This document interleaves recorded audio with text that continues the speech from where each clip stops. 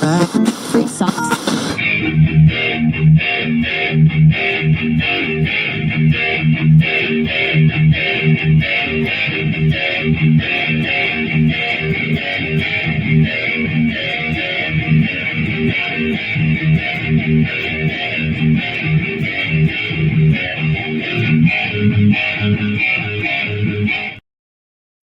Welcome, ladies and gentlemen, to another episode of the Triple B Experience. I'm your host, and tonight we're going to have a great guest. It's my honor to interview a special guest, and he is a writer, he is a producer, he's a director, and we had to do some time to get our times because he's in all the way out in the windy city of Chicago. Welcoming to the Triple B Experience is Mr. Will Adams. Will, how you doing, sir? I'm doing great. You said Windy City, and it was just 70 degrees probably 5 hours ago, and now it's 30. I don't know what planet I'm on because it's supposed to be spring. Well, it's like that here in Western Pennsylvania. Well, that's well. awesome. So, Will, it's an honor to have you on the show. As we talked in the green room, you've been doing. How long have you been in the movie making business? Well, the first movie that I ever created was Kidnap, which was my worst movie I ever created. And why was it your worst? You don't mind because I didn't direct. I let the actors. This was my first movie, and I saw somebody else do a movie, and then I jumped in and said, you know what? I don't like working on their project because I don't like what they're doing. And I said I can do it, and then I found out I couldn't because I didn't direct the actors. So they had the same script, but it looks like if you watch it, it looks like they're working off a different script. But my worst movie was my best movie because it was a teaching tool. It taught me that I had to actually direct and make sure that everybody understand that we're up under one vision and we're not thinking about what you're thinking about this role, what you're thinking about. It's all my vision or all the director's vision. Did you have this vision growing up as a youngster? Did you have this vision of making movies and trying to get your ideas to the screen? Well, when I was younger, now what's funny, I used to stay up late to see HBO's behind the scenes. And I just never thought I'd be able to do any of that. I would watch it and be in amazement because everybody watch movies, but nobody really pays attention to how a movie is made.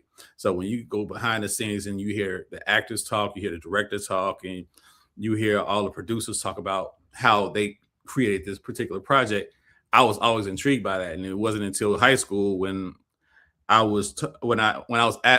they brought a class to my class, my English class. It was a television, radio, TV class. And the lady turned the video on, teacher, Joan Beaudoin. She turned this television on, and it was this crazy, cool video that popped up. And I was like, wow, I wonder, they must be coming to the school. They promoting somebody who coming to the school. They said, you want to do that? I'm like, why would she ask that? Yeah, I want to do that. Sign up for my class next semester. And I was like, so I can, and that's it. That's history being made right there. The history that you had, did you try to start small in school and try to maybe do a small short or something like that? Because, everybody has aspirations when they're younger. Well, I tried to do a music video, Treat Me Right video by, what's his name? Chub Rock. So I wanted to do a music video, and one of my friends was kind of chubby, so he pretended he was for Chub Rock. We did that, but for the most part, I like shooting more than I like doing any other stuff because we didn't learn how to write a script while I was in that class. So, it was just shooting, and shooting was my passion because I was good at it.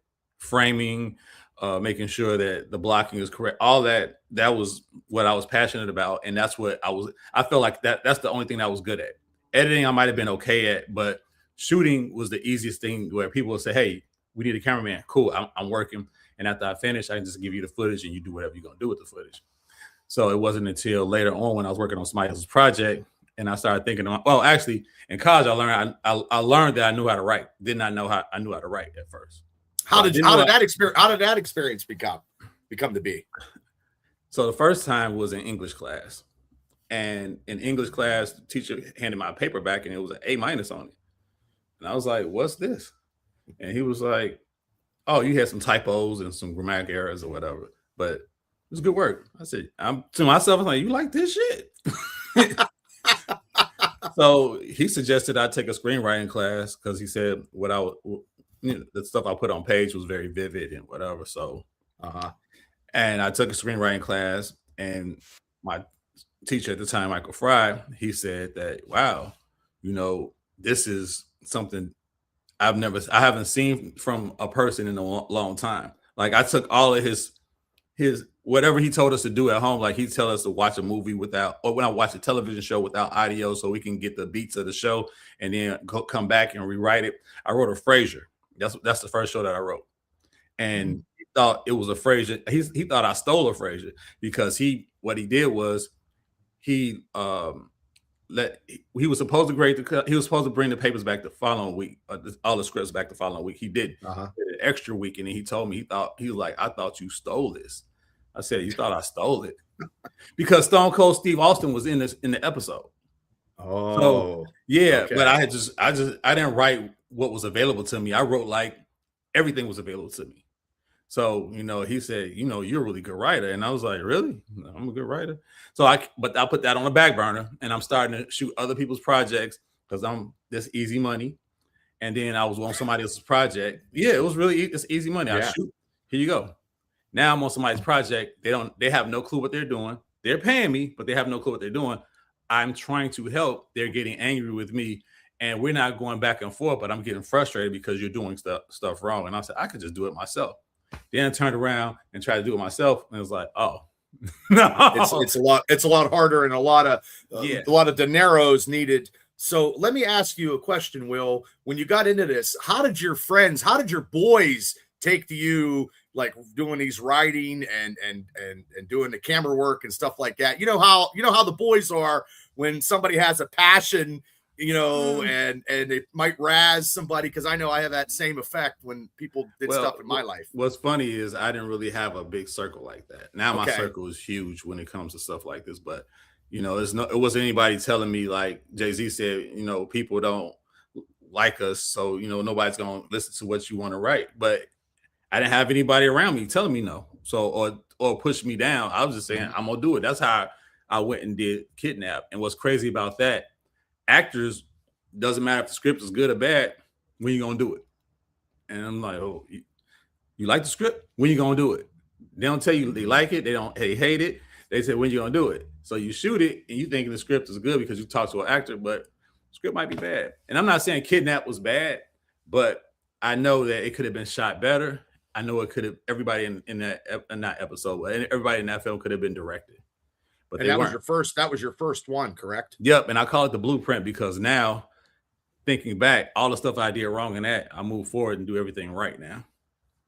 So let me ask you, Will, when you were doing that one, did you have like a clipboard and a checklist on after the fact when you got it out that this was good or this was wrong, and you had to do it better, I saw it and knew how all the stuff was bad. So I was like, and what's really crazy is I watched it and I knew everything that was wrong with the movie. And Bubba, you will see it and be like, hey, Will, you know what? You should have did this differently. I'm like, I know. You should have did. I'm like, I know. You should. Oh my, I know. All right, I know. The movie's bad. So you're your worst critic then. So any type of project, it doesn't matter what anybody says. The worst critic is you. Yeah. Okay. I mean, I still got some hangups on Tubi movie right now. Like it's certain things that I was like, I should have had her react to it without saying nothing, but I didn't. So but it's done now. And a lot of times when people, not a lot of times, everybody that watched it in the theater that I saw, they laughed through most of the other jokes and then jumped into another joke, and then they laughed through that joke, and then I was watching people in the theater getting upset because I wrote some good jokes, but they came back and saw it the second time. When you do your theater and you're actually premiering a movie, you're watching the people's reaction because you're already seen your project. So you're watching their reaction to, get your engage on, probably, I'm guessing. Like a creep. Like I'm like, you didn't find that funny? You didn't understand? So I can't even sit by anybody. I just stand by the door because I don't want to talk to anybody. Because I'm sure it's a lot of pressure, and it's a lot of, it's very stressful because you're trying to your vision, and you're showing your vision to hundreds and hundreds of people in a movie premiere, and you're doing that. And you're making sure your T's are crossed and the I's are dotted, and you probably are like that during every project since Kidnap to now Tubi. You're doing it every time. It's the same. You have the same MO every time you're doing a feature film presentation. Yeah, pretty much. Before, when I did Kidnap, my formula is write a script, get your locations, get your actors. And the reason why I say that is because when you write a script, you write in the script and that's it. Your locations are locked, so you don't have to worry about doing anything. So on these days, this day, that day, whatever, your locations are completely locked. And then after that, you move to your actors. Your actors, the first thing the actors say when they read a script, whether it's good or bad, when you plan on doing this. So if you don't have those other two things in place, you lose the actor, because if you ask the actor, I got this idea for a script later on. Oh, okay. Shoot me the script when you get it done. You shoot them the script. Oh, already, when you plan on shooting it. You don't have your location. As soon as you book your locations, I'm not available. And that's not nothing against you. It's more so that they were available when you asked them about it, but now they're not. How hard is it to get locations in all those movies that you did? Because, Chicago, to get areas to vision what you want to see in your movies is probably hard to get, the permits to do that stuff. And you got to make sure everything is just right, I'm sure. We're gorillas out here. We're gorillas out here. Okay. Out here. So, a lot of those locations, like inside the indoor locations, those are mostly people I have relationships with. Some people I have to pay, some people I don't. And some people that they ask for a favor later on and say, I'm going to ask you for a favor, I'm going to call you, and they never call. And I end up calling, I still owe you that favor. Like, yeah, okay, cool. Whenever I figure out what that favor is, then I'll, but usually it's, I just work as it comes. So you have a location, you say you can shoot here. Matter of fact, a lot of times somebody say, hey, Will Adams is a filmmaker. I'm like, hi. I don't really want to, I'm a right. Will Adams in the house. I'm not that guy. So I walk in and then somebody say, oh yeah, he make movies. Oh, you do? Hey, how you like my place? It's nice. You want to shoot here? I don't have anything going on right now. And it's like, but I mean, I like the fact that they're nice about it, and they're not. Sometimes they'll say, I won't charge you that much, or sometimes they'll say, I won't charge you anything, which is because they probably think that they're trying to make a dime, but doing the film work and the independent film work, it's a lot of love that they don't understand. They usually just say, I'm not going to. A lot of times people say, I'm not going to charge you anything. Okay, good. But I don't take that because I need to pay you, because I don't, if I don't pay you, then what? Right. You understand? So at least we have some type of contractual agreement, or something that exchange hands, where you say, okay, you got this place here. Like, a matter of fact, a coffee shop let me use their location, and the owner was like, I've never even met the owner. He said, all right, you can shoot on that day. So I get there. The staff's like, what? He told you what? All right, tell us. Go in the back. And then, but when I'm talking to him on the phone, I said, okay, how much are you going to charge me? He's like, I'm going to charge you anything. I said, you got to charge me something. Why? Because I'm in your space. He said, there's nothing going on that day, so it's cool. You can shoot. So, and that was, a matter of fact, Plight of the Independent Filmmaker, one of the episodes was shot there, the audition scene. Yeah, I don't know if you saw that. That was season. I read about it, and I seen some video about it. So a lot of stuff, a lot of your movies have a moral concept to each movie.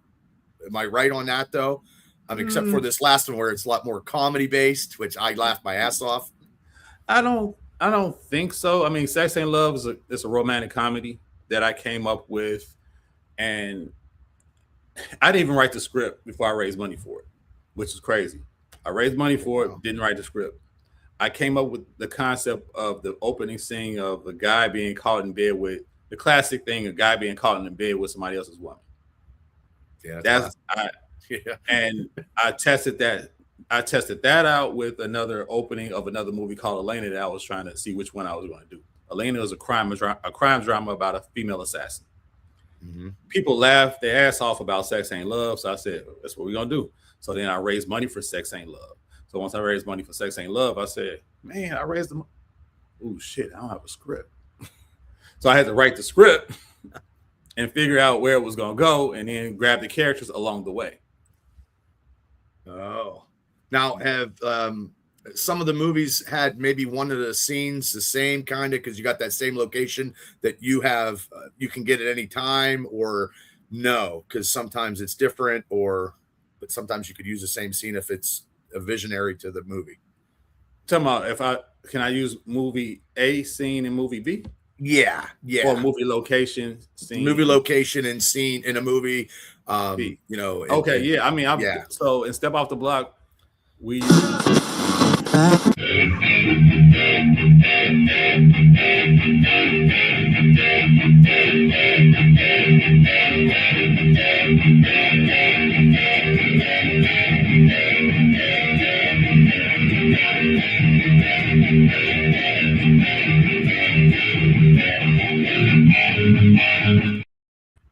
little bit of technical difficulty. That happens. That happens. That was supposed to be my intro. I hit the wrong button. Sometimes my Italian fingers get a little crazy, but that was it's okay. It's okay. Yeah, so that's okay. Step Off the Block, the restaurant scene that we used in that movie, we used it in the short film called Work Dinner.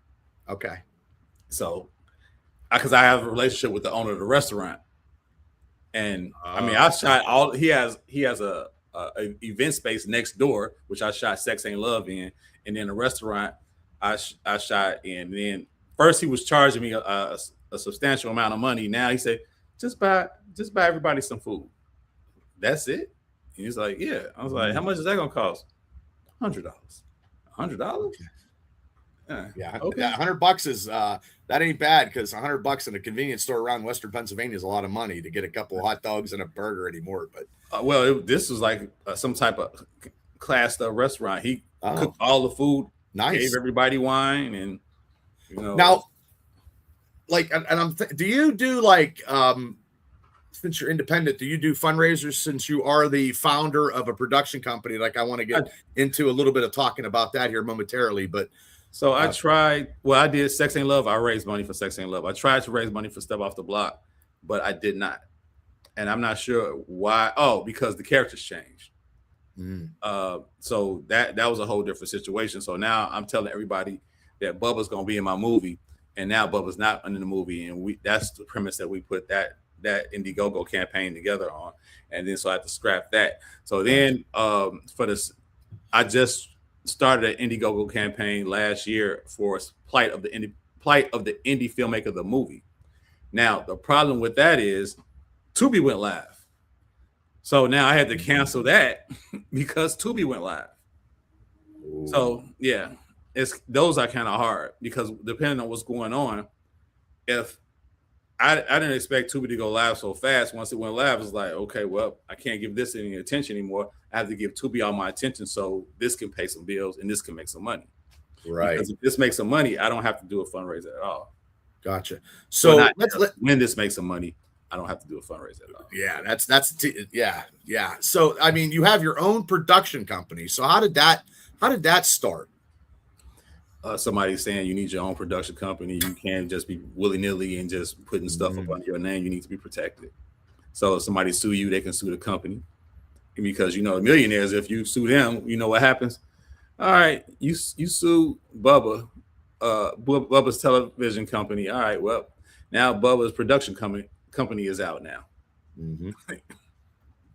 All right, it's a LLC. So LLC, baby. I got one too, but I can't make a movie to save my life. I watch a lot of movies.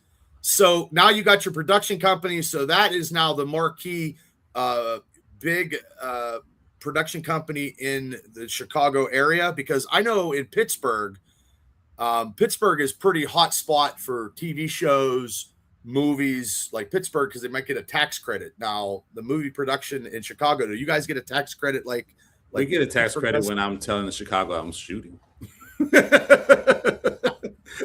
When I'm telling them that I'm shooting something, yes. Okay. If I'm not telling them I'm shooting nothing, like. So I how long? don't know how long. I've been a student for a very long time. When I see the police, oh, this is something I'm shooting for class. We're out here shooting this for class. Okay. Yeah, that's funny.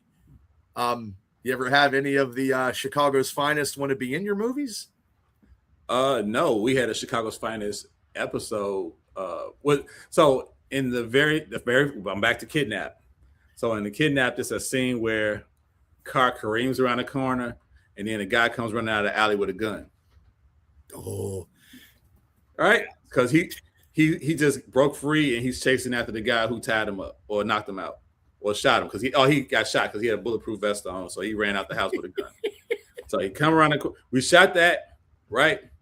So we shot it around my father's block. So once we shot that, I told everybody to meet me at my grandmother's house, and we're gonna talk about what we're going to go do over there. So I'm driving off. My father said, "You didn't put my car back on the other side of the street." So I turned around, went back to his house, put his car back on the other side of the street. When I got there, police came from every angle. Oh, man. So now, here's the crazy part. I didn't like the footage. I didn't like the no. Shot. So we had to do it again. But this time we had a production meeting before we shot. I said, look, when we shoot, we're going to have to come in here and do this real fast because the police are going to come. Yeah. I tell you, we did it. And then as soon as we came around that corner, the police, we got the shot that I needed. Police came and they said, "What's going on?" "Oh, we're shooting a student thing for class." And it's like, they said, "There's guys with guns out here." I was like, "This is a camera." This is a camera. Yeah, you got to think quick on your feet, Will. I was quick because I was like, "No, there's no guns out here. It's a camera." That's funny. My heat's trying to come on. I got to turn. I'm gonna try to turn it off before it come on. We have to make a lot of noise. So how long has your production company been, going strong? What year did it start? I would say probably 5 or 6 years. Because I was doing a fake production company, Take One Productions. Like I got a production company, Take One Productions, but as far as it being in my low key productions being in existence, I think about 5 or 6 years. That's awesome. That's awesome. So now let's get started into this movie that you want to talk about. Now, how did the premise of Tubi movie come into your head? Well, I'm not sure if you ever seen people clowning movies on the internet saying, "Come on, Tubi, you got to do better than this." It's a lot of videos out there where people screen record or they'll record their television with a bad scene. They won't tell you what the movie is, but they'll talk about the movie and they'll post it, and you'll comment or you'll react to it. And I'll start to feeling a certain kind of way. I'm like, man, these filmmakers, they put their work out, and at least they could say what the name of the movie is, but they didn't. And I said, you know what? I should make a bad movie. And I said, no, because if I make a bad movie, they're just going to do the same thing that they're doing to them. So what I did was I came up with the idea of making it self-aware. So the actors will say what you will be saying at home. Like when you see the guy walk with the microphone, you're like, that's you before you can even say it, because you watching it in disbelief of saying that to yourself, like, that's a guy with a microphone. And then before you can get it out, the actor says, "You see that guy with a microphone?" And he's like, "Yeah, I do too." You at home cracking up and laughing because that's how they. Oh yeah, and ladies and gentlemen watching this podcast, I saw this movie and I did laugh my ass off because, like I was telling Will, they had a scene where someone was getting hit and it was 3 feet away, and I'm like, "What in the hell is going on?" And then they had these guns, and it wasn't even real. And the guy, his partner's like, "Man, that ain't even a real gun, man. What the hell?" And I'm like, "What is going?" I was laughing. And I was like, what kind of take? Because I never seen, it's like breaking like a fourth or fifth wall. And then they're looking at the camera and they're like, "Man, this is one stupid effing, what the hell?" And then they go back right in. And I thought that was cool. I really did. I've seen it, and I'm straight up telling you, I laughed my ass off. You have to read the disclaimer at the beginning. Everybody has to read this disclaimer. If you just move past the disclaimer, you'll think it's just a bad movie. It's not it's a bad movie done I had well. A disclaimer. Sometimes I had too many shots to the head, but I went right into the movie. Well, the disclaimer says, if this movie resembles anything that you've ever seen, it's purely coincidental. Oh, no, that you've ever done, it's purely coincidental. But if it does resemble anything that you ever done, be a better filmmaker. That's what it says. So when people see it, it's like, okay. And they watch, it's like, oh, okay, I get what you're doing. I get what you're saying. And it's very self-aware. It makes you understand that, all right, it's bad movies out here, and we're just leaning into it. Instead of me making a bad movie on purpose, I leaned into it and had the actors break character to give you a chance to feel what we feel, and so you can laugh with us instead of at us. Right. I was laughing at that one guy, that one partner. He was making me laugh. The one guy was just, he's like, man, this is crazy. And then he thought it was his wife, and it was. I mean, I don't want to break the whole. You guys got to watch this movie. I'm not going to tell you at all, because if I'm laughing, I guarantee you'll be laughing. And you know what? And I had a bad day at work, and I got it. I watched it, and I did laugh my ass off. I was in the studio right here, and I was laughing. So, and I'll put the clip, the picture up so people can see. And if they ask me, I'm telling them straight up, like, it was a different concept for me, and it was funny. And that's how you were going. You were going to make it satire and funny.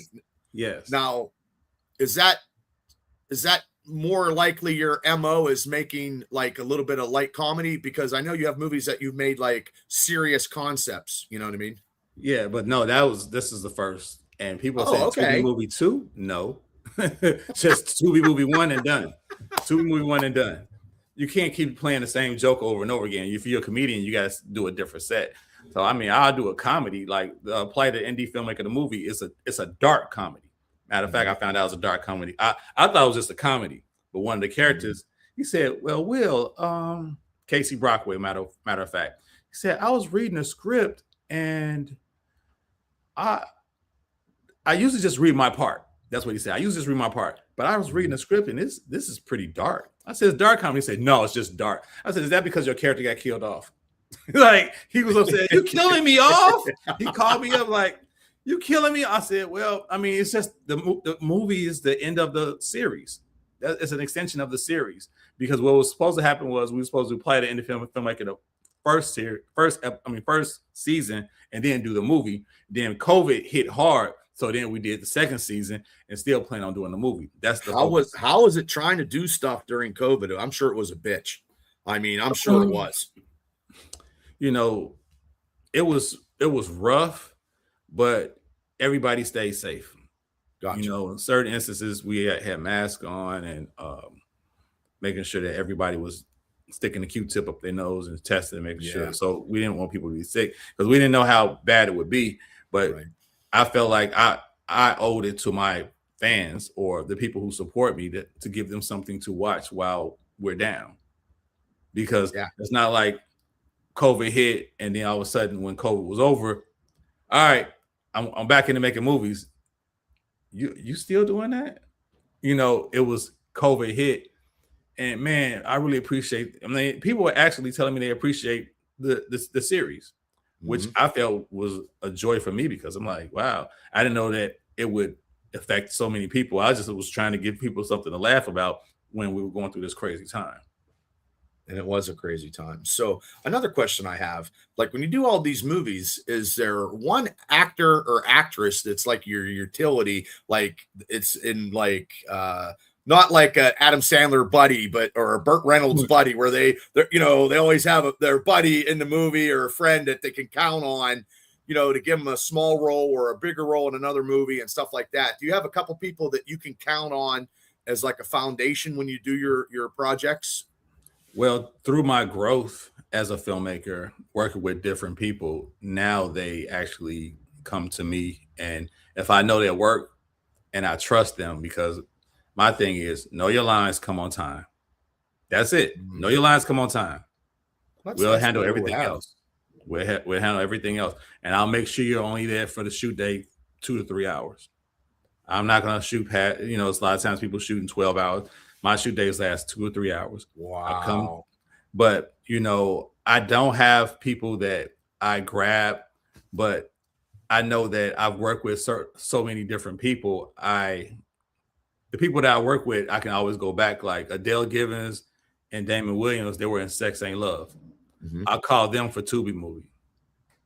So when I called them for Tubi movie, it was basically like, all right, well, I know since you two are comedians and you're the opposite of being funny in this movie, you're irritated because you see all the stuff that's going on wrong. They were great. So yeah, so people like that, and Randall Michael, I know he was able to deliver what I needed. So I guess I do have go-to people. I guess I do have them. Okay. Yeah, because then it's people that you know that you could put them in different roles when you do stuff, and you can count on them. I mean, Well, I even know their abilities. I know their Yeah. abilities. Since I know their abilities, I know I can say, all right, well, you'll be good here, you'll be good here. So yeah, I guess you're right. I guess you're right. I do. Well, I'm not. I didn't I'm not- I didn't think about. I'm not always right. That way. Well, But- you're right today. Well, thanks, Will. I try. Hopefully everybody I listens to me, but nobody does. But I didn't think I had go-to people until you just said that. well, when you direct, you know, in these movies, especially, you know, this latest one, you know, the Tubi movie, did you know what you wanted to see, and then that some of your actors and actresses bring out, because you know it's streamed, so you know that is a different thing. Like, you already know that people can look for it on these platforms, and it's there now. Like, that's a big thing, I'm sure, and that's a good selling point for the whole production and everybody, because it makes you guys feel proud, because getting stuff streamed worldwide, it's just not in Chicago. I mean, it's worldwide. Right, it's not easy. What was the question? Sometimes I ramble. It was oh geez, now I forgot.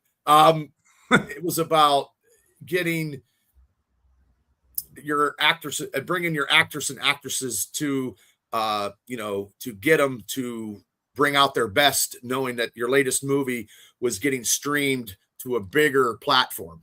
Well, I think because of my reputation and because of who I am and because of my work ethic, they always bring their best. Now, one of the things that people thought about the movie was that people improvised.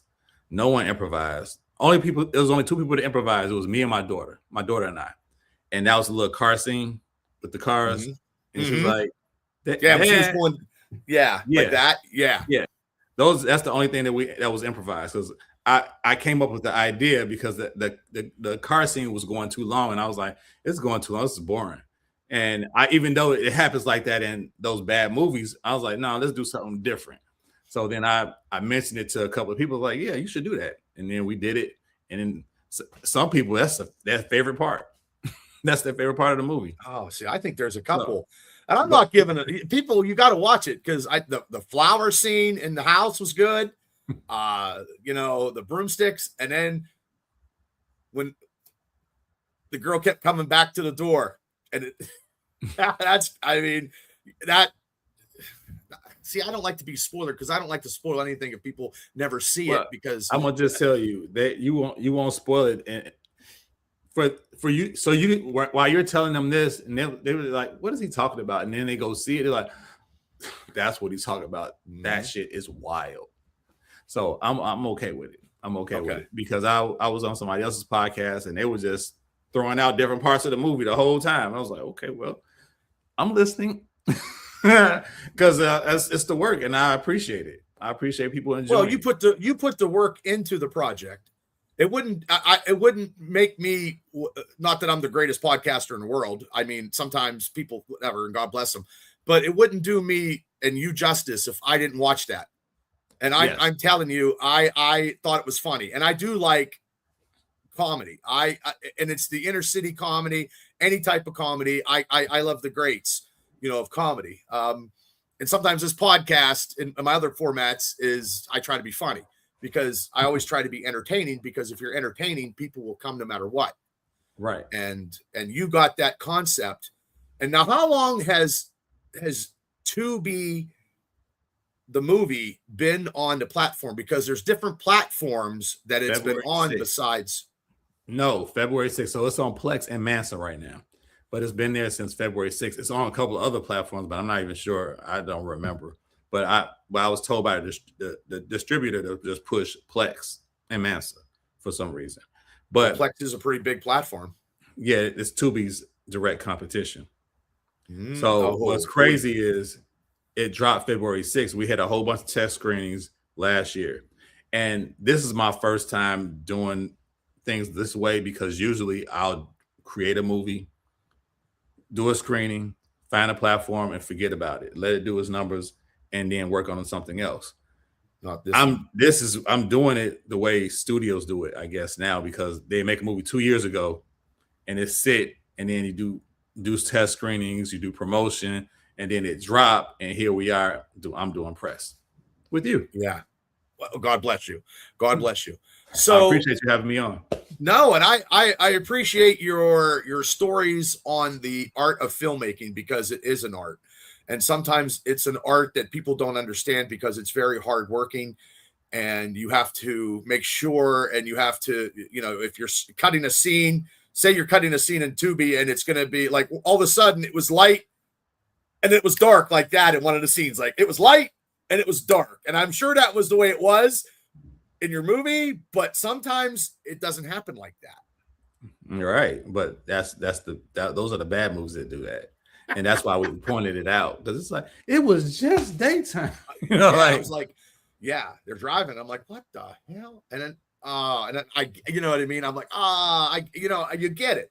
Like a light bulb goes off in my head. Mm-hmm. It might take me a while, because, people from Western Pennsylvania, sometimes it takes a long time for us to actually do stuff. You know what I mean? Come on. So now you had a big movie premiere for that. So I had a couple of screenings for it, and every time it was sold out. And that's awesome. Yeah, it was different. And some people came back a second time, which was bad, because the other people who had not seen the movie can't see it because they're there again. And they said, I had to see it because I wanted to see if I missed something. They said, I'm glad I did come the second time, because I missed these jokes, which I was upset. Like I told you before, that they were laughing through good jokes. So I had a so-so joke, and they laughed through that joke. And when they laughed through that joke, I'm like, slow down. They missed the bigger joke and then went into another joke. But the crazy part is, I write like that now because of, I guess, social media, because everything's in your face. Right. People are scrolling and scrolling and scrolling. Oh, that stopped. I got my attention. Okay, now it's going scrolling. So the jokes had to keep coming. I couldn't slow it down and let you breathe, because if I did, I might lose interest. Now, when you were doing jokes, were you telling your significant other, see if this is funny, before you put it down in the script, or you just put it down and just let it go?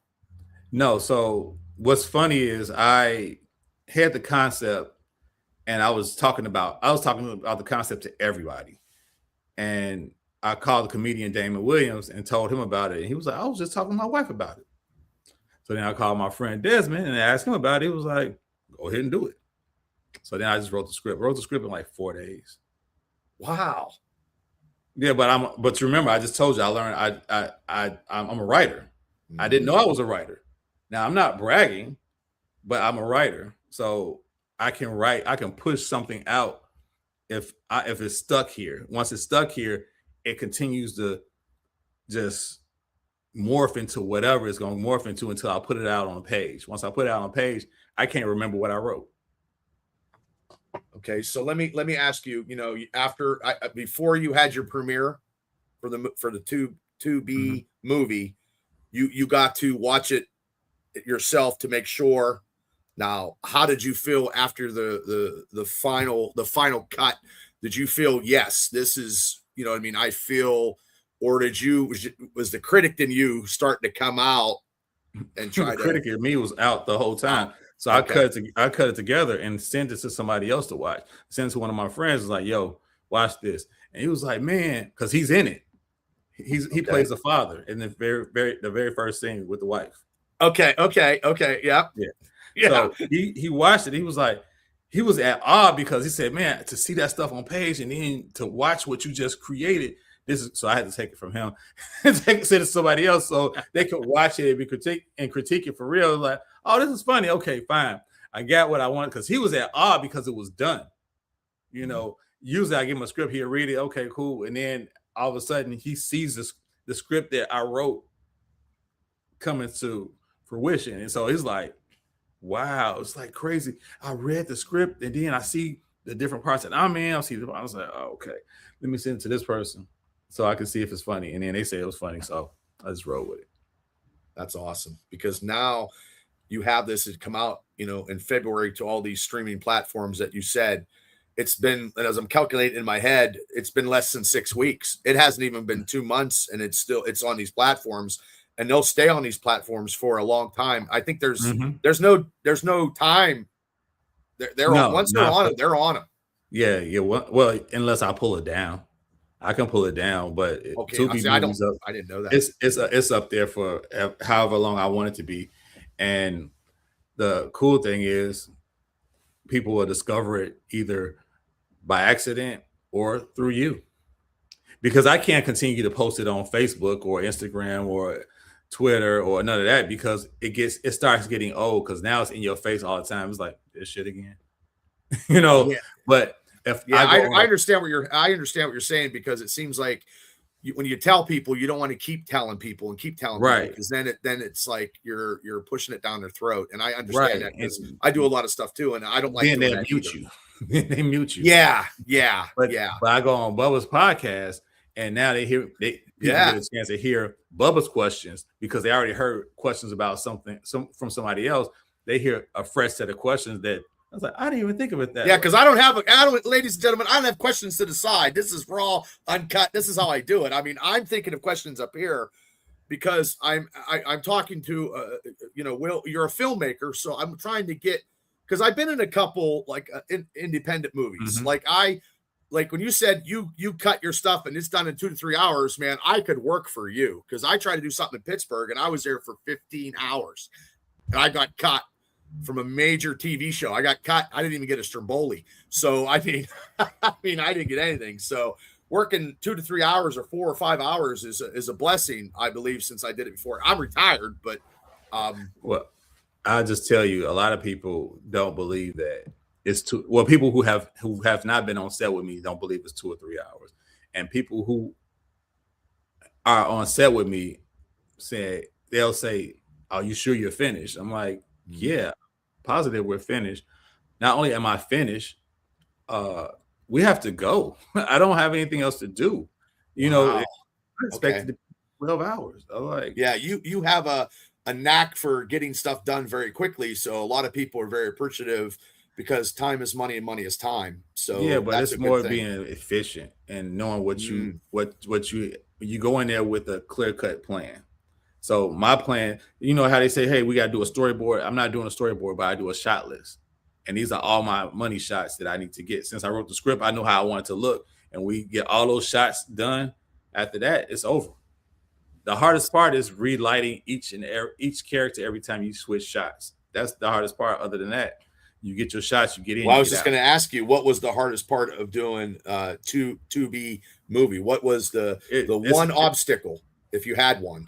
In making this movie? You gotta light everybody the same way. It's hard, so I'm lighting you this way right now, so I want my light when I shoot my way to match your light and or your source light. So if you got light coming from this side and this side is lit, and I want so when the shot switches, it needs to match, and you have to be conscious of that. And every time you move that light, you have to make sure that. Because I'm an independent filmmaker, I'm scrutinized more than people like Quentin Tarantino. Because if you watch, have you seen Pulp Fiction? Yes. So in some of the scenes that they replay, they replayed those scenes completely different from the first scene. If I do that, they're gonna say he messed up. When Tarantino does it, they don't say anything. I don't have anything against Quentin. I love Quentin Tarantino. Right. I love him. But I know that I'm put up under scrutiny because I'm independent, and they're under a microscope, right? They expect much more from me than they expect from,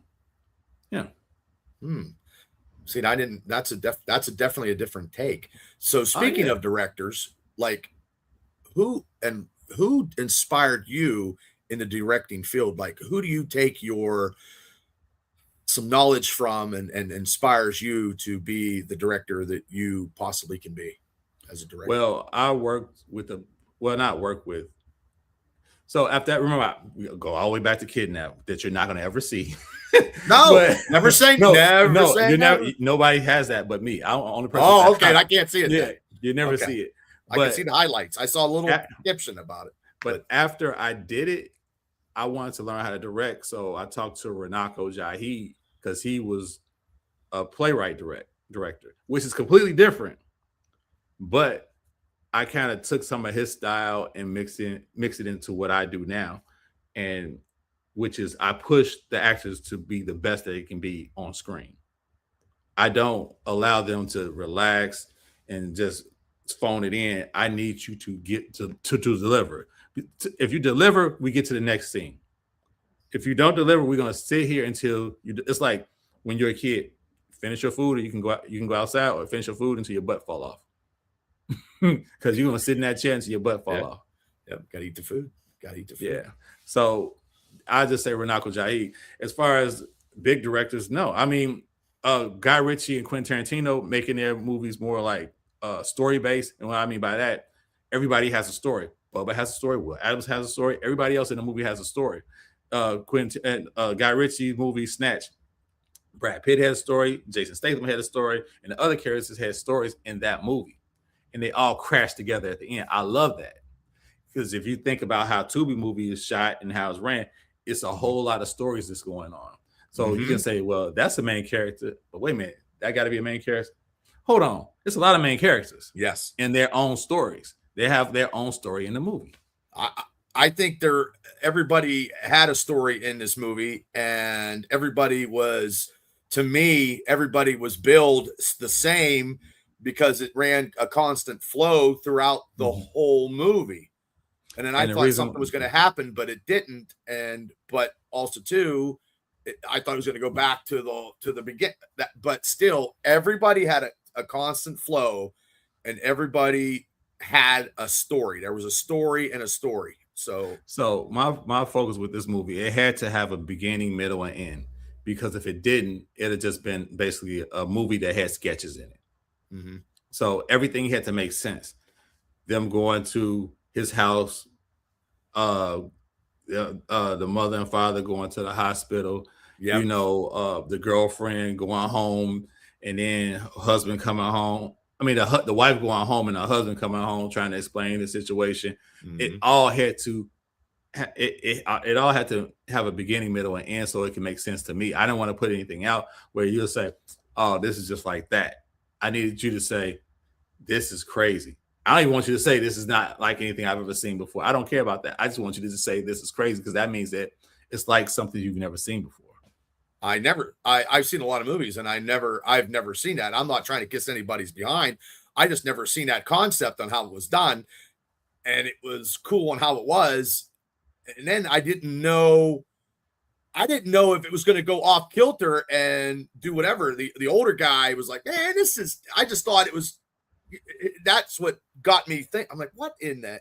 So yeah, I mean, everybody in your movie, to me, there was a story in a story. And that's what you wanted. Story. Yes. In a story. Right. So yes. And that's great. And, because I got to see a lot of the landscape of Chicago and how you did that too. I thought that was cool. Because I've never been to Chicago, but wherever it was at, on is wrong. Well, some of those shots, I just recently watched it a couple of probably about a week ago, and I said, "Ooh, I could have got a show for shooting by those tall buildings."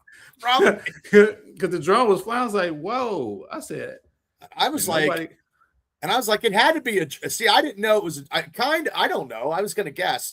I figured it was. And then you said it, because I'm like, man, how is he's getting, that's some good area footage of the neighborhood and stuff. Those buildings that I was close to that were downtown Chicago, I was like, nobody said anything. Yeah. I still had the footage, but it's like, wow, nobody said anything.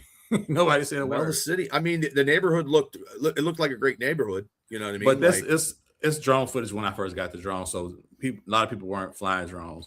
They weren't buying the right drone. I bought the right drone. So, you know. So, yeah, this is awesome. So I got a couple questions before we get out of here. I've had a couple questions in the chat. What was your top 3 favorite movies of all time? Snatch. Good movie. Snatch. I say The Matrix because of the technology. Okay. And well, The Gentleman. I love the way The Gentleman with Matthew McConaughey. That's another Guy Ritchie movie. Okay. But I own Snatch still on DVD, and I don't have a DVD player. Well, speaking of The Matrix, did you like the whole franchise, or you just like pick the first movie because the first one, the fourth one? I mean, the second one, third one. I mean, third one capped it off and ended it, and then the fourth one. Wait a minute, y'all created somebody from scratch? Come on now. That was I feel like that was a cash grab, but you know, hey, and if somebody can give you some money for something to do, just to make believe, why not? I'm not mad at it. And do you I mean, because now everything is streaming, like everything, including the movie on Plex, all these streaming channels now. Netflix is huge, Paramount Plus, stuff like that. I mean, that's the way. Do you think movies are going to go? Because everybody likes that movie experience, but also too, streaming during COVID. Now people want to stay at home sometimes to actually. Do you think that's going to be a bigger thing than it is now? I hope not. The thing that I love the most about my movie, watching it in the theater with everybody else, I get a chance to see people react. Watching any movie in the theater with people, and we all laugh at the same thing, or we all gasp at the same thing. That's a wonderful experience. When you're watching it at home and you're like, nope, nobody around, just me, right? And so he's like, "Is this really funny or I'm crazy?" So you want to experience it, and you want to tell somebody, like, a person told me they had a watch party for my movie at their house. They said they had 11 people there. I was like, no, I need 11 people to watch it at their house. Yeah. Because if they were in the theater, 11 people were in the theater, great. But 11 people at your house, that's one watch. Yep. So that hurts the filmmaker on making money. So, I prefer the theater. I really prefer the theater. I do too. I like the theater experience too, because you're trying to escape from real world troubles, because the world right now is crazy, and escape into the movies. And I would say that I think the theaters, even though they're separate companies, they should work together. Just have somebody walk into, hey y'all, I'm at the theater. Look at me. I'm doing that. Other than just, hey, come to my theater. What's so great about your theater? No, come enjoy the theater experience, because my theater might not be in your neighborhood, but this other theater is. So then when you come into my neighborhood, this neighborhood where my theater is, you only want to go to my theater. That they're not. I have no clue what they're doing. It's wild, because the production companies or the studios can make more money in the theaters than they can make on streaming platforms. Let me ask you another question before we get out of here. Does everybody, because I know being an independent wrestling promoter, sometimes not everybody is agreement. Everybody wants the whole pie. They don't want the slice of pie. In Western Pennsylvania, I've had that issue for for decades. Is it like that in the independent filmmaking in Chicago, or is it more of a kind of a team community kind of thing where everybody helps each other, or everybody is like, I want my whole pie. I can't give you a slice. I wish it was. I'm so willing to help any and everybody with their projects, because if their project is well, that means when they say, if you like this, you'll like that, which is my project. If they hate their project and they say, I'm not watching your project. So it's not a community. In New York, it might be a community. Like with rap in New York, rappers are like this. Even if they don't like each other, they're still like this. Right. But in Chicago, You're doing your thing, I'm doing my thing. And I really wish that, I mean, it's one guy, Jay Davis, he actually said he wants to work with me on some projects, but Good. other than that, nobody. And it's better if everybody works together, and nobody understands that. And just from the wrestling, that's all I know. And then also on this podcasting, I try to help out as many people as I can. Now, do I think I'm going to get it in? No, I don't. But that's the kind of person that I am. I'm trying to do whatever, and maybe somebody in France will be watching the show.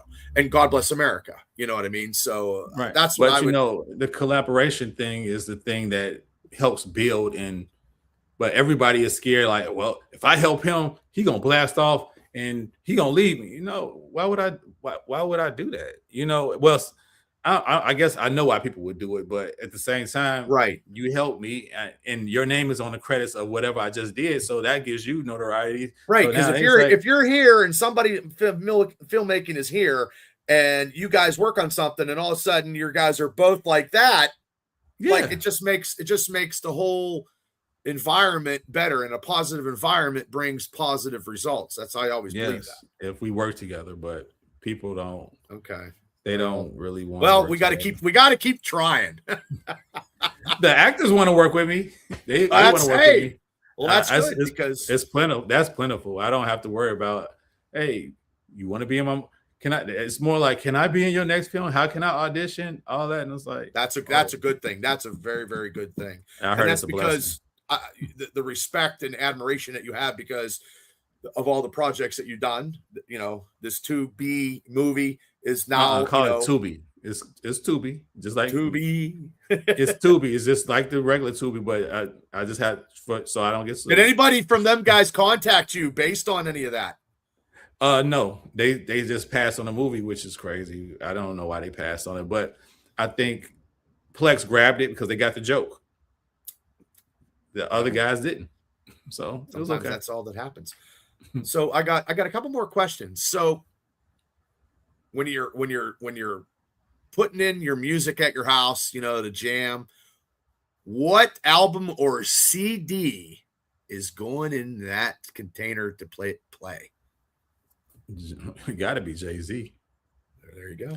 He keeps me most inspired. I mean, it's just, and it's not what he's talking. I guess his cadence, and sometimes about the things that he's talking about with life, it keeps me inspired to move forward and get whatever project I'm trying to get done. And it also helps me focus because now it gets to a point where if I'm listening to my favorite Jay-Z song, I can't even hear it anymore. My mind drowns out all of that, and then I start thinking about and metamorphing whatever I'm trying to come up with, which is weird. It's a real weird thing that happens. Like it's a song that I want to sing with, I want to rap with, I want to rap along with, and it comes on. The first part of the song come on, and I don't hear anything, and then next, the song is off, and I'm like, huh. But my thoughts are louder than whatever this thing in my ear can put out. Okay, I have a question from the community chat. Devil, Jay-Z, you already said Jay-Z or Rakim, and I'm sorry, Rakim, R-A-K. Yeah. Well, I'm bad because you should hear me say Japanese wrestlers. I slaughter them. No, it's cool. Which Jay-Z one? or Rakim? Yep. I have to say, so the person that asked this question, Rakim is he's the one that made me want to listen to rap because his rap style was smooth and calm. Because rap back then was da da da da da da da da da da da da, and I was like, I don't like this clown shit at all. And then let the rhythm hit, and I was like, oh. And I was playing that. I had that on a cassette tape, and I recorded it off the radio, and I played it into the tape broke. Okay, you answered that question. I got one more question before we head out to the greater pastures of life. Where do you see yourself, Mr. Will Adams, in 5 years? Back on Bubba's podcast talking about another movie. Ooh. Okay, I got one more question. One word that describes you. Focused. Oh, I like that too. That's good. I like another that. one is efficient. Focused and efficient. Those are the two, but focus is mostly. Okay. Awesome. Well, it's been my pleasure. So how can people get in touch with you? How can they see your movies And how can they see this latest project that we've been talking about? If you go to my website, lokekey.com, it has everything that you need to know about every project that I've done. And you can see you'll probably see this podcast on my press page. But yeah, lokekey.com. It also has my social media on there also. So I don't want to bore you with telling you, because my stuff is not the same all the way through. Just click the link and then just go take you straight there. Well, the chat says thank you so much. And Will, I thank you so much. I'm very humbled because doing these podcasts and experiencing your journey is something that it's cool, and I like that. I love to hear the experiences of people that are trying to make a difference. And your movies are making a difference, because there's movies that have, I got to see more of them. The last one was very funny, and we got more to come. And anytime you have anything that you want to share, please contact me. You can come on a show anytime, and we can talk about it, and we can try to help you out as much as we can, because we do appreciate you coming on the Triple B Experience show, Will. So I appreciate you having me on.